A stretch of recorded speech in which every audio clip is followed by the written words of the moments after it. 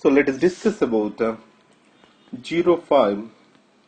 June 2015 newspaper.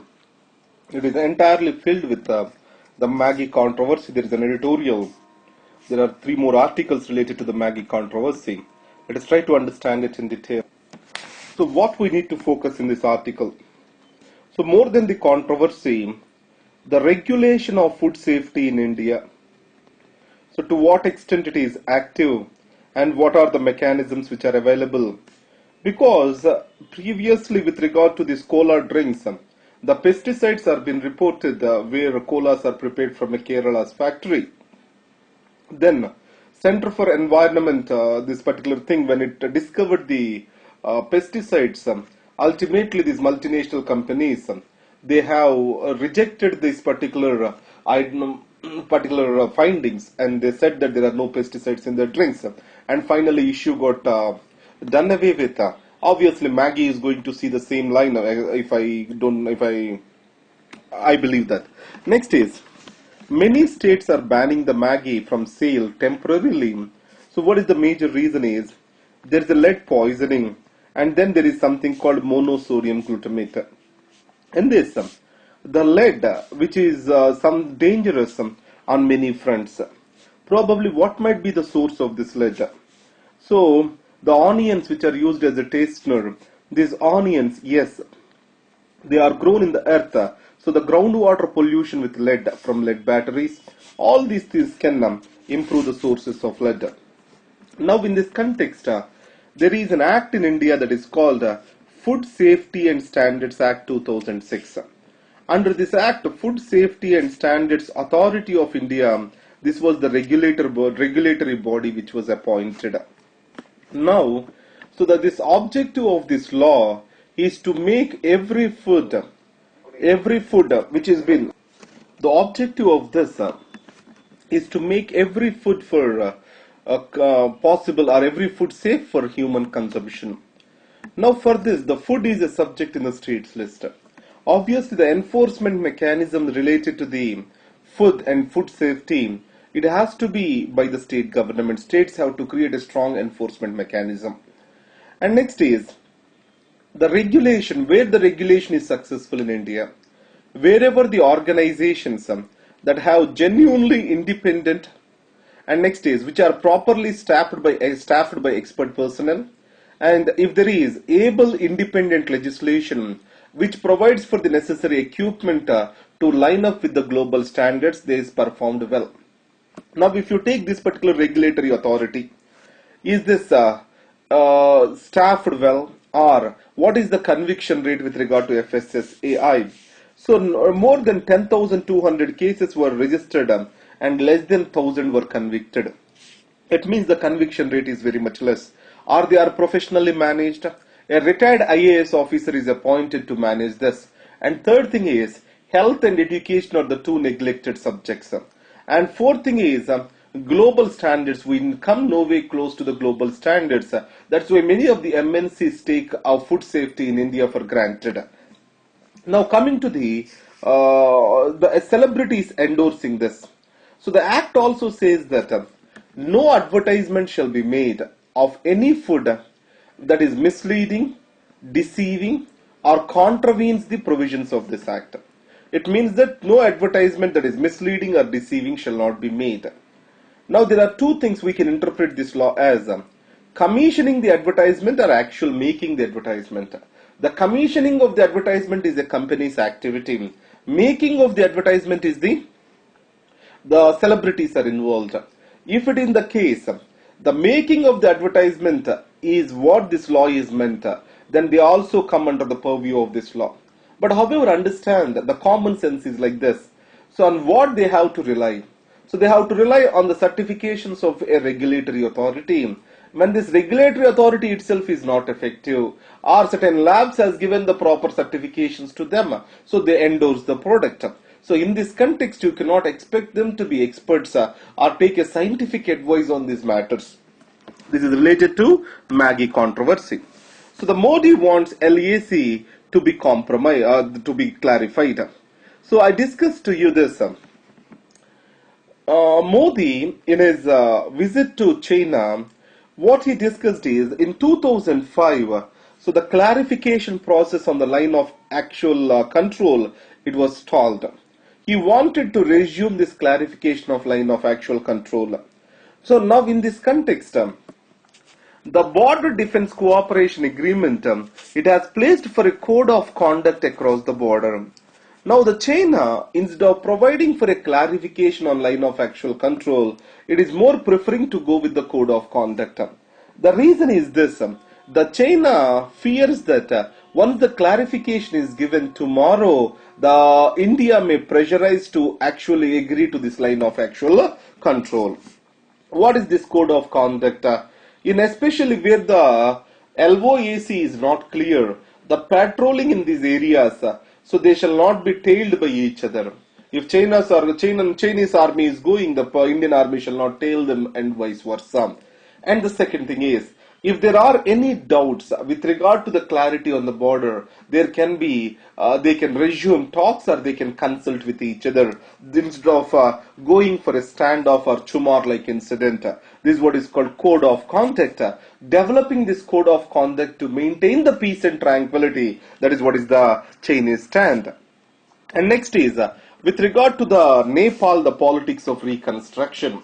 Now in the normal course of event, what would have happened if there was no earthquake in Nepal? And the second thing is, what is the change which has been expected? So the third thing is, we need to welcome that. If we have to welcome that, what is the outcome we have to see? So these are the things we need to understand. So in the normal course of events, the Nepal Congress, if you observe, the Nepal Congress is having the prime ministerial position now. And in the normal course of event, the Communist Party of Nepal, United Marxist-Leninist, it has to take over the power in the Nepal, especially its chairman Kopiu Oli is expected to become the prime minister. Now, both the Nepali Congress and CPN-UML, United Marxist-Leninist, they have more than 2/3 majority, so it means that they can promulgate the constitution. Now, this is what is the normal course of events. So understand, Nepali Congress and CPN and UML, Communist Party of Nepal, United Marxist-Leninist, they don't have any points in common, but to bring in or to break the deadlock, they came together and to continue the government. During the earthquake, it was criticized the constitutional deadlock, lack of local governments, etc., are the major reason for the poor progress of the rehab, this particular relief effort. In this context, what it is proposed is this: a national government has to be created for reconstruction. So this national government who are the people outside Mr. Prachanda group?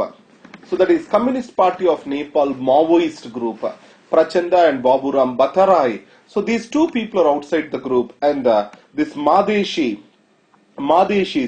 they are outside the group. That is Madeshi Morcha. These are the outside the group. So communists are very eager to join this national government and demanding it vociferously. So what will happen if a national government is passed? So national government, these people have to be invited into the national government on one condition of promulgating this particular constitution. A stability provided by the constitution and local elections to municipalities, and the national government, they will provide for a unified front to request the world community for the relief, or to request the world community the more funds during the pledge meeting which is going to be held very soon. So it means that it will provide for a impetus to the reconstruction effort if they show a united front, and the countries will believe and donate better at the pledge conference. That is what is the outcome we can see this. So the opportunistic politics, we don't need to enter into this politics. This is what is, if national government is formed, what is the outcome we can see. And next is the GST, new demands are coming from the state with regard to the compensation. The one thing is the compensation from the center to the states have to be for blanket 5 years. Now previously the compensation, full compensation was for first 3 years, 3/4 for fourth year, I mean, year and a half, 4.5 years. And the last, during the fifth year, half the compensation, there is something which has been come up. So first 3 years, full compensation, three-fourths during the fourth year, and half the compensation during the fifth year. What the states are asking for is a full compensation for the entire period of 5 years. And the second thing is the tobacco products. What the states ask for is over the GST rate, the states shall have freedom to levy the extra tax on the tobacco products. That is what is the demand which is coming from the states. I have covered the GST in detail on 4th June newspaper. Please go through that. And next is Sadasivam. And Sadasivan, appointment of him are being in race for National Human Rights Commission chief. Now, what is the nature of NHRC as an organization? Why Sadasivan is not a right person for that? Let us argue on this. The National Human Rights Organization has to be independent. The reason is the most of the litigations in the NHRC, they involve the state. The state is an offender most cases with regard to the human rights violations. So any member chairman of NHRC shall be bold and strong enough to take a decision against the government. He shall have impeccable integrity, and also he shall have this particular safe distance or arm's length distance from the government. He shall not be seen as a hand in glove with the functioning in the with the government. So, but the Sadasivan, if you see, he was retired as the Chief Justice of India. Then he took as the Governor of Kerala. So, the position of the Governor, it is a highly controversial political office. And the appointment to this office is purely an executive decision. So in this context, a wrong precedence has been developed where the members of judiciary in their post-retirement can take up the positions which are at the discretion of the executive. In India, where most of the litigation in the judiciary is involving the governments, such a precedence may compromise the independence of judiciary, as judges may try to take or toe on in line with the executive for these lucrative postings post-retirement. So, in this case, the Sadasivan, Justice Sadasivan, being the Governor of Kerala, a office which is seen as political. So, if appointed as the chief chairman of NHRC, the independence or else the people's trust on this institution to protect the independence or to control the powerful institutions may be compromised. So, these are the things. That's why the article do not recommend Mr. Sadasivan as the NHRC chief. Now the sources of lead, it can be a question for in the prelims. So you may list out certain sources and you say which are the sources of lead. The paints, already this question is asked in the prelims. So one such a big source is the enamel paintings. And next is Rohingyas persecution. The Myanmar gives its view. What it says is the Rohingyas, they are migrating from Myanmar. They are not because of persecution. And the second thing is, most of the people who are dying on the seas, these are the immigrants from Bangladesh. Again, it is stuck to its old stand saying that these Bangladeshi immigrants. So you don't want to say that these Rohingyas belong to Myanmar itself. They are moving from Bangladesh. It is not recognizing their existence in Myanmar itself, which is too worst. And next is WTO, US at WTO, India lost a case with regard to the poultry imports, especially these egg and chicken and live pig. With regard to this imports, India lost. So here, the grievance redressal mechanism or dispute redressal mechanism in WTO, try to understand that particular thing in your from your economy classes. So these are the things we need to understand. So let's revise what we have discussed. One thing, the sugar industry Rangarajan committee recommendations. So it's a whole topic, try to go through that. Next, in Nepal, politics of reconstruction. We have discussed what is the normal course of event. And next is, what is the national government means. And third thing, what will be the outcomes of this national government. Next is Maggie issue, the controversy related to Maggie. And an inappropriate appointment. So the NHRC chief and his appointment, why Sadasivan, Justice Sadasivan is not a right person for that. And next, Beijing for code of conduct at the border. So the clarification of LOAC, which Prime Minister Modi has asked for the Chinese during his visit.